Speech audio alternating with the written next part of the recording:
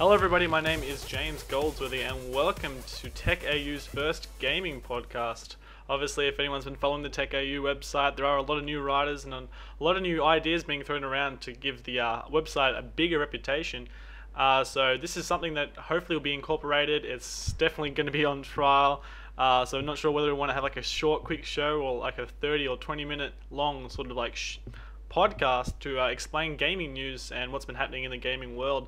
So obviously feedback would be awesome to let us know what you would like. It'd be nice to have different people like Jason come on, or different writers about gaming who could like share their info and share the reviewing and that kind of stuff, and hopefully make this really awesome to watch basically. So hopefully I'm going to do a good job at it today. Hopefully it continues to happen. Hopefully everybody seems to like it. So let's get started. First thing on my list is the R18 decision. So basically, if you have not noticed, because there was a lack of an Attorney General at the last meeting, they've pushed the R18 decision, whether it's going to actually happen. So if anybody doesn't know, basically Australia doesn't have an R18 rating, and a lot of games like the new Mortal Kombat game isn't allowed into Australia because of this R18 sort of rule. So we may not know about whether this is going to happen until the next meeting they have, which is around the 21st or 22nd of July. So if you're a Mortal Kombat fan, that's bad news, because you could be possibly waiting that long until the new game comes out. So that's something interesting. Whether that is actually going to happen, whether they decide to have an R18 classification so all the games can actually come into Australia, is obviously something that I would support, because we don't want to be missing out on some awesome games like that. Some games that's been so successful, like Mortal Kombat, being allowed into Australia. So hopefully that happens, and hopefully they all put their heads together and realize, let's get this classification working, because it'd be awesome to basically have those games come into Australia. And I think developers are also missing out on a large market, especially being in Australia, since there are definitely a lot of gamers over here. So hopefully that works out. Next thing on my list, just firing them at you quickly, there was a rumor going around that Bungie is making a massive multiplayer online first-person shooter. So I thought the rumor of that happening for like the Call of Duty series might happen as well. Now it looks like that there's rumors that Halo and Bungie might be doing it, because there was a person at Bungie, Joseph Staten, his name was, who actually quoted the other day, I can just read it for you. He said, "I think it's a shame that it spent so much time working on the world called Halo when there is only 6 or 8 or 10 hours spent in it. Wouldn't it be great if there could be a world that you could always be there, and with lots of stories to tell, big and infinite storytelling horizons, and that would be great." He said he basically was pointing out the fact that having like an always Halo game where you can go and do these missions is pretty much exactly the same as World of Warcraft. And I think a lot of these companies like Activision and Bungie are all getting on like the World of Warcraft bandwagon, because obviously that game has been so successful that having a game, a first-person shooter at that, will actually be something that I think a lot of people will buy and want to try out. So it'd be interesting to see who does it first, whether it's like a Halo sort of thing and Bungie, or a Call of Duty sort of thing. But again, that's only rumors, and they're all rumors, so nothing being confirmed yet. I'm pretty sure Bungie have denied the fact that they're thinking of making a multiplayer online game, but although that's definitely a possibility. So whether that happens or not, fingers crossed, because I'd definitely be in for that. Another thing, Battlefield 3 gameplay demo. That's right, Battlefield 3 is coming out. There is no sort of release date at the moment. They are saying fall 2011, so there's speculation being about September, but they released a gameplay demo. Hopefully you can see it up here or on the screen or wherever I'm going to put it. There is going to be links in the little doobly-dab below, and also on the notes in techAU, whether you're watching it on YouTube or at techAU. So definitely go check it out. The game looks really, really cool. The graphics looks amazing. They've already quoted that the graphics is going to be also amazing on console. So it'd be awesome to see that. I've definitely been a fan of Bad Company 2 and that sort of stuff, because their games have always been great and realistic, and so hopefully Battlefield 3 is going to be just as cool. So check out that demo, check out the trailer. It's going to be awesome, basically. If anyone didn't know, Crysis 2 is coming out on March the 22nd, and I've actually been playing a lot of the Crysis 2 demo on PC. So I'm just going to rant on a little bit about my thoughts about Crysis 2. If not, go get it. I think Xbox has it at the moment, but if you are a PlayStation 3 player, you do have to wait till the 15th of March, so it doesn't give you much time to play the beta. But there's a lot of changes, especially from Crysis 1. If everyone remembers Crysis 1, it was only on PC. But a lot of sort of like reputation, a lot of like expectation was going into this Crysis 2, especially after like being so graphics heavy in PC. So that was the first thing I was worried about. Because the game's coming out on consoles as well, Xbox and PlayStation 3, I was hoping that the graphics still wouldn't lack or wouldn't be like as awesome as they were in Crysis 1, because they were like, you know, modern day computers pretty much can't run that game. You really have to have a PC system suited to gaming if you want that game to actually work. So I was hoping that the graphics wasn't sort of like lowered just so that consoles could be able to play it, because obviously consoles have limited amount of graphics and that kind of stuff that needs to be played. But it looks like that the game isn't going to do that at all. The graphics itself, and even though it's only a beta / demo and there's only limited options and you can't actually change a lot of options while in the demo, the graphics look amazing, and I did not expect it to be that good. The graphics are really intense, and everything is as fluent as it was in Crysis 1 if you had all the graphics turned up. So it'd be awesome to see, hopefully for people who are playing the Xbox version of the demo, hopefully the graphics is really good on that too. I have not personally played it myself, but the graphics on this version, on the PC, amazing. It's almost par with Crysis 1, and maybe that's due to the new engine they're running. They are using CryEngine 3, which is Crytek's new engine. So, and what's even weirder is that the fact that the graphics are so good that the loading screens are so small. Like, it doesn't take like ages like to load the games. It takes very minimal time, even less than like say Black Ops on PC, which is really weird considering the amount of graphics or the graphical detail compared to a game like Black Ops is phenomenal.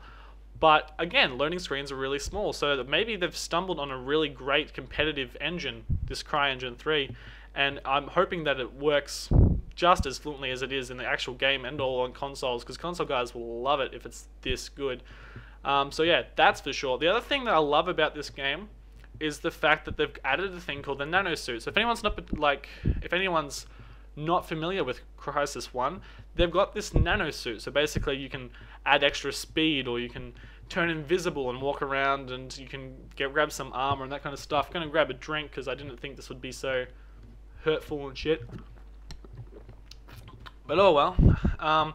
So basically, this nanosuit it's adding a new dimension into gaming. And see, if you've got games like Medal of Honor and Battlefield and Call of Duty, they're all basically the same. You pick your class, you run around, you shoot people. There's really not much different compared to all those games, because they're all trying to be, well, realistic. And because Crysis 2 isn't trying to think about realism and that kind of stuff, you know, they're in these weird suits and they're fighting aliens, that kind of stuff.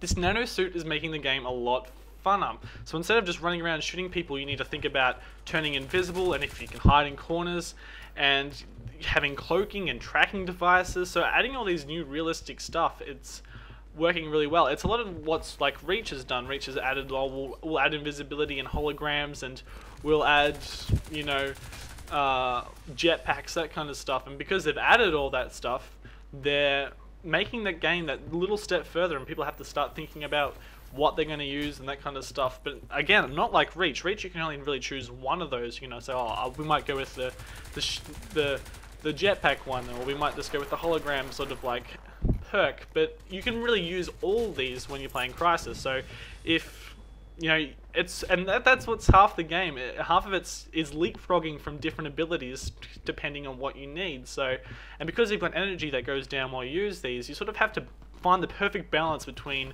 armor and being invisible and waiting for your energy and that sort of stuff to balance up. So that's actually really good, and it's going to be really competitive, I think, because obviously you can be like, hopefully I can be showing demos on this TV or right now, because you'd sort of need to be like invisible and then see someone start shooting and then quickly switch to armor so that you can last that extra longer. Because if you don't switch to armor, you're going to die really quickly. So hopefully that's going to add a lot of dimension into this game, and I think that's going to be a lot of fun, because the game is actually really fun to play. There's stuff like super leaps, and there's stuff like being able to climb stuff, and just adding all those extra stuff is making the game, you know, a little bit further, because obviously it has to, you know, it has to battle or do battle with other top games like Call of Duty and Bulletstorm and the new Modern Warfare that could be possibly coming out later this year, and Battlefield. If I didn't say Battlefield before, I don't know. But obviously it's got a lot of competition, and obviously I think adding those extra stuff into a game like this is really cool. Other things that's really cool is the unlockables. So I think a lot of games is doing this now.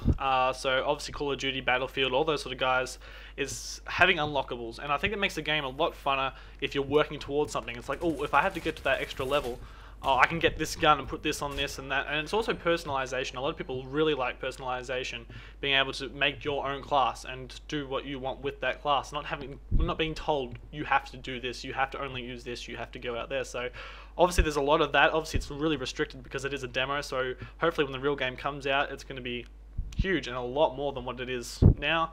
But I really like that sort of stuff, and I like the fact that you can add all kinds of like hologram stuff to your guns, or red dot sights, all that kind of stuff. So hopefully they keep doing that, because I think that's really popular in games, and I like personalization. So keep that up, Crytek. Sniper play. What I hate to love about Modern Warfare 2 and that kind of stuff is the fact that sniping becomes so overpowered, where people become so good at it that it ruins a game. Because if you're playing multiplayer, you know, and someone's just running around really close to the next person and just quick scoping here and no scoping here and killing people straight up really fast, it ruins a game. And a lot of people only play Modern Warfare 2 and that kind of stuff because they like quick scoping and they like sniping. But it really can kill the game, and obviously Black Ops have gone the next step better, and they've got rid of that quick scope ability. They've sort of put a delay between how fast you can actually click the button to scope and when it scopes, so it can kind of like sort that out. But in Crisis, I think they've done a really good job at it. And I think it's always needed to be done that it basically won't be a first shot kill from anywhere from like the head down. You sort of have to keep on spamming the auto sniper to try and get that, and it's making the sniper do what a sniper is supposed to do: be that long sort of, be away from the battle, not be running around from point blank range with the sniper, be away from it and actually have to aim for your head to get that first shot kill. And because it's all like, you can also turn invisible and put on armor, and other people can like do stealth kills behind you, I think sniper play is going to be a lot better in this game. And also I think it's going to be a lot more fun, because if everyone's invisible, you can actually still see people's shadows on the wall and that sort of stuff, so being able to spot them and that sort of stuff will be a lot more fun. But I like the way that they've not made the sniper a one-shot kill unless you hit your head, or unless you shoot someone else's head. And I think that's how sniper play needs to be in most games from now on, because there are a lot of people who dedicate the entire game to just sniping and being good at sniping. So hopefully that will be awesome, and hopefully they continue that in the demo and they don't boost the sniper power, that kind of stuff, because I like where it is at the moment. So yeah, I think that's pretty much all about my rant about Crisis. The game it has a few faults. Like I don't think the kill cam system's working as well, because I think that it delays the game a lot, because there's no really quick get out of the kill cam button. You sort of have to like wait it out, and then there's slow motion kill cams and that kind of stuff like that, and it sort of like ruins the flow and running of the game. And that may just be a personal opinion, someone who likes to play, you know, COD a lot. The other thing I wanted to talk about really quickly about Crisis is if they've got this new heads up display system that sort of moves with where you're looking. So if you, I'm sure I'll be showing you demos right now. One long take is hard. It's going to get better, but hopefully.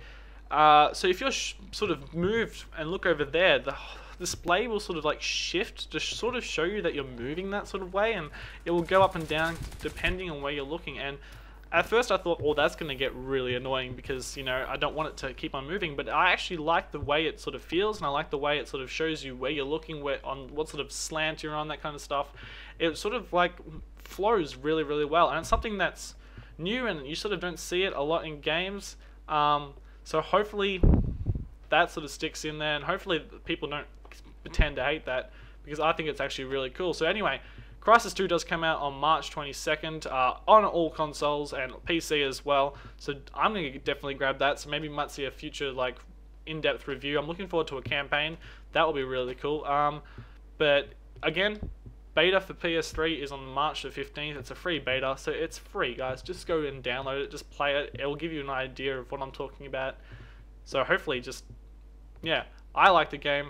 I'm going to go buy that. Moving on from Crysis, Game Developers Choice Awards were the other day. And it looks like that Red Dead Redemption just stacked on the awards again. So, besides winning Game of the Year, they've also won Best Game Design, Best Technology, and Best Audio. So once again, proving that this game is just breaking all kinds of records and grabbing all kinds of awards. So if you haven't already got Red Dead Redemption, it's definitely something to put on your list. And if you're just about to buy some sort of console or PC, just, I think, yeah, it's just basically a great game. Go get that. Great news. Well done to everyone at Rockstar who obviously make that game. Bulletstorm also came out later in the week. I've been playing a lot of Bulletstorm. And again, that goes back to the Crysis thing. Why I like Bulletstorm is because they're adding a new dimension in the whole whip thing and the whole kicking thing and the whole combo thing. It's not just shooting and killing people and that kind of stuff. There's actually, I'm not going to talk too much about it. If you want to know more about that game, there's actually a really good in-depth review about it by, I think it's Nanopunk, who pretty much, it's on the techAU website. Go over there and read it. It's great. Also, I recommend buying that game.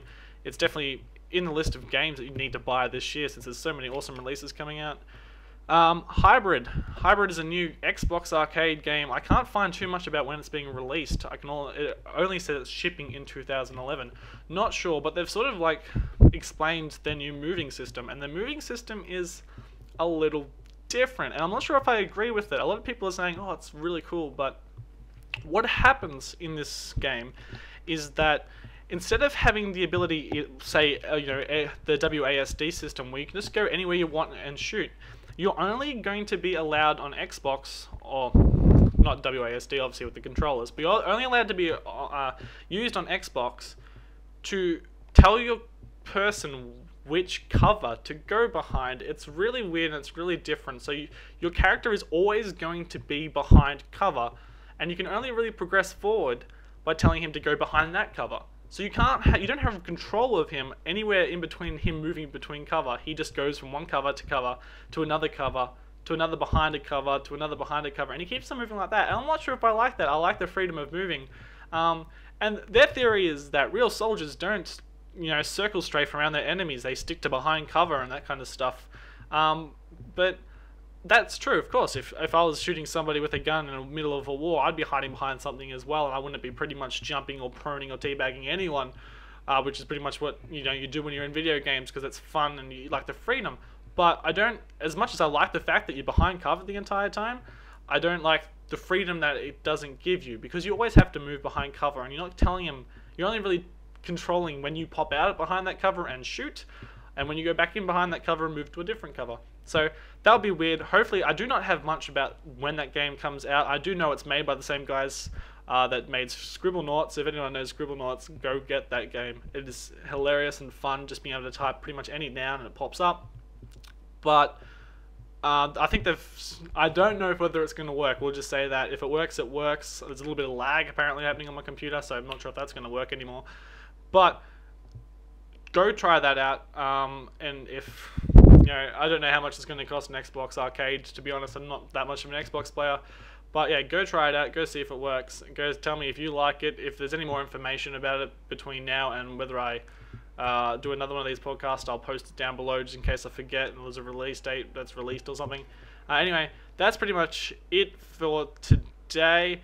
I don't really have much more to talk about. There's obviously heaps of news, heaps of sort of mobile news that's been coming out of like the game development choice, like mobile gaming, that kind of stuff like that. So if you want to, I'll leave that for the mobile people. And so pretty much, yeah, give me your reviews, and hopefully you like this. Hopefully it's not too bad. Hopefully I can continue to do this and have other people come in and say their things and that sort of stuff. So yeah, anyway, this is James from techAU, and I'll see you guys next time.